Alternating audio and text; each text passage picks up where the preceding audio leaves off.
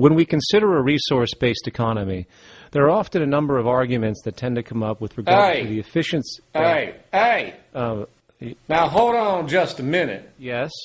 I know what this is. This is called Marxism, buddy. Stalin killed 800 billion people because of ideas like this. My father died in the gulag. Hold on.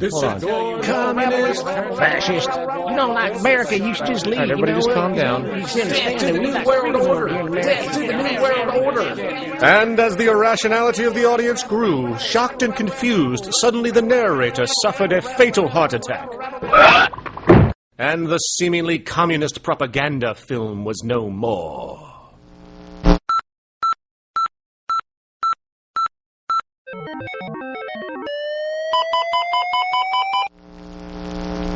You know, I've said that sort of thing to people in think tank type of situations, and you know, these Club of Rome types and so forth.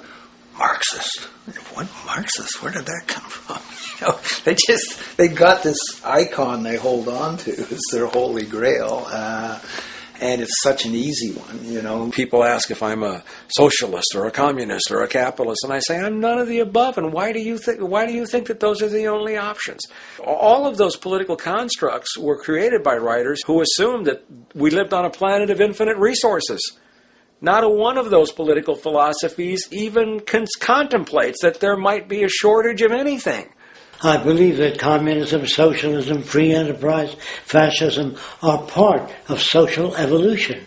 That you can't take a giant step from one culture to another, but they're in-between systems. Before there's any ism, we've got a life ground, and the life ground is, as I just described most easily, it's all the conditions required to take your next breath, and that involves the air you breathe, the water you get, the safety you have, the education you can access, all these things that we share and use and that no life in any culture can do without. So we've got to reset down to the life ground, and the life ground is no longer any ism. It's life value analysis. It's simply a matter of historical fact that the dominant intellectual culture of any particular society reflects the interests of the dominant group in that society.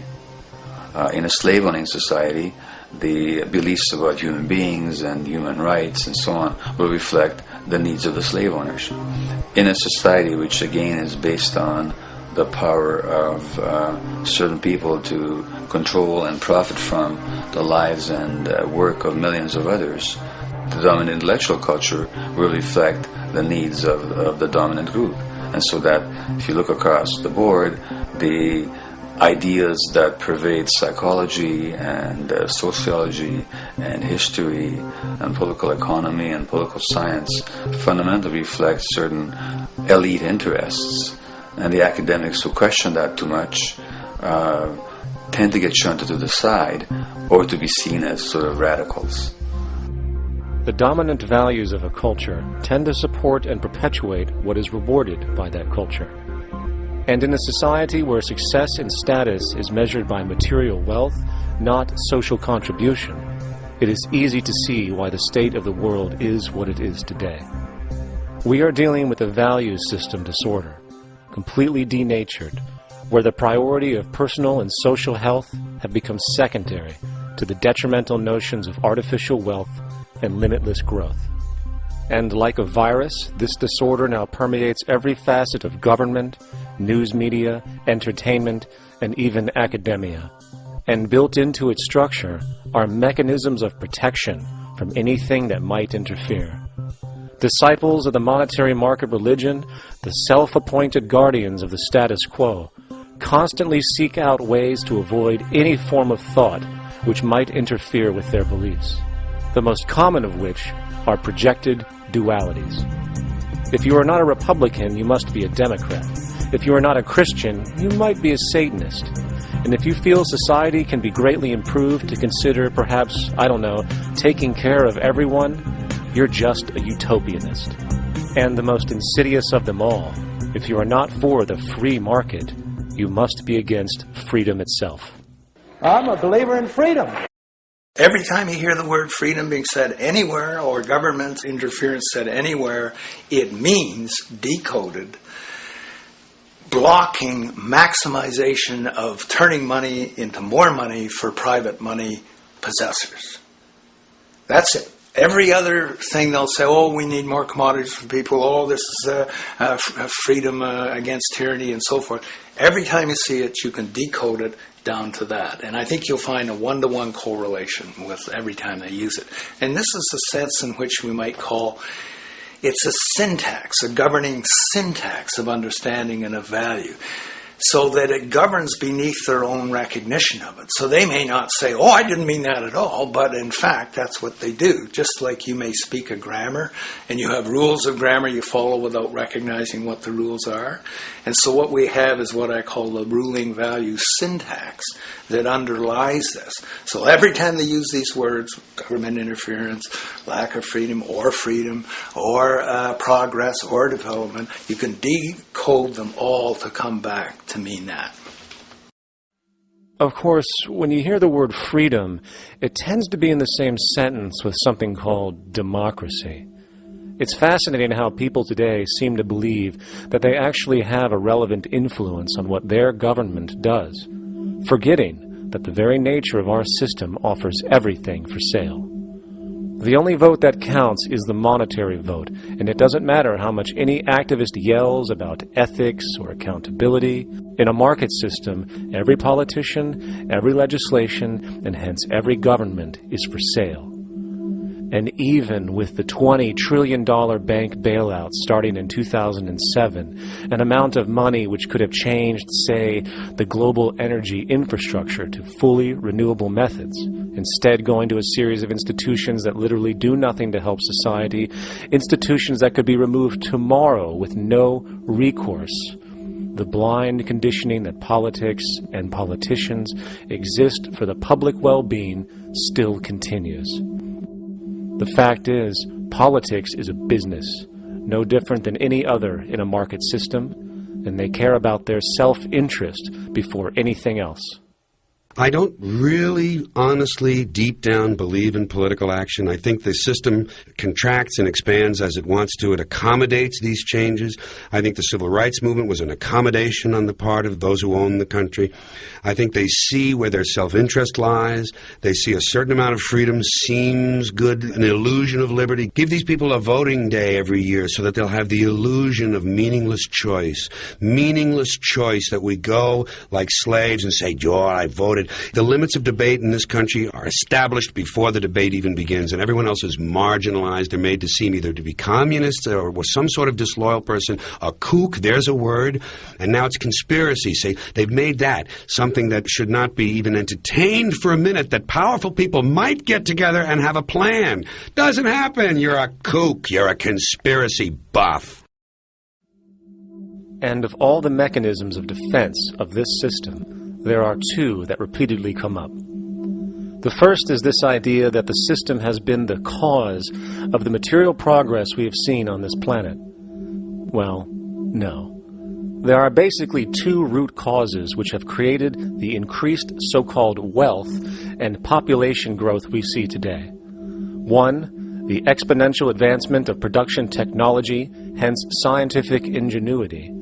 And two, the initial discovery of abundant hydrocarbon energy, which is currently the foundation of the entire socio-economic system. The free market, capitalist, monetary market system, whatever you want to call it, has done nothing but ride the wave of these advents with a distorted incentive system and a haphazard, grossly unequal method of utilizing and distributing those fruits.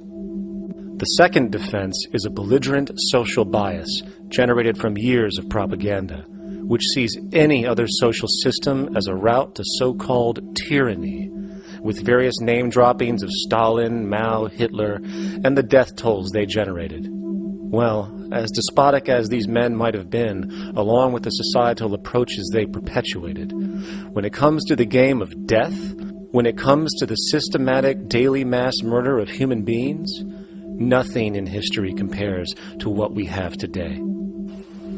Famines throughout at least the last century of our history have not been caused by a lack of food. They've been caused by relative poverty. The economic resources were so inequitably distributed that the poor simply didn't have enough money with which to buy the food that would have been available if they could have afforded to pay for it. That would be an example of structural violence. Another example, in Africa and some other areas, but I'll particularly focus on Africa, tens of millions of people are dying of AIDS. Why are they dying? It's not because we don't know how to treat AIDS. We have, millions of people in the wealthy countries are getting along remarkably well because they have the medicines that will treat it. The people in Africa who are dying of AIDS are not dying because of the HIV virus. They're dying because they don't have the money with which to pay for the drugs that would keep them alive. Gandhi saw this. He said the deadliest form of violence is poverty. And that's absolutely right. Poverty kills far more people than all the wars in history, more people than all the murderers in history, more than all the suicides in history. Not only does structural violence kill more people than all the behavioral violence put together, structural violence is also the main cause of behavioral violence.